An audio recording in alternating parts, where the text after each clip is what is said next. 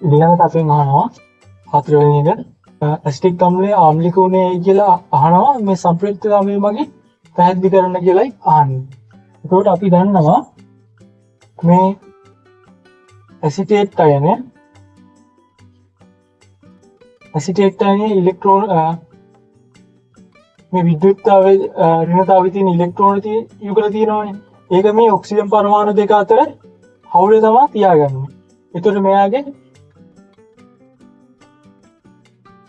මේ ඔක්සිජන් පරමාණු දෙකේ විද්‍යුත් ඍණතාවය සාපේක්ෂව වැඩි. ඒකින්ද මේ ඇසිටේට් අයනේ ඇසිටික් අම්ලයට වඩා ස්ථායි වෙනවා. ඒ වගේම තමයි මේ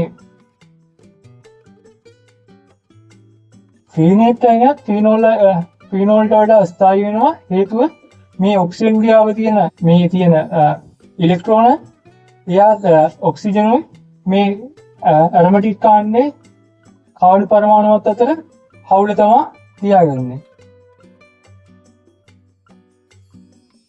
මේ අතර ඉලෙක්ට්‍රෝන විභේදනයක් වෙන්නේ නැහැ.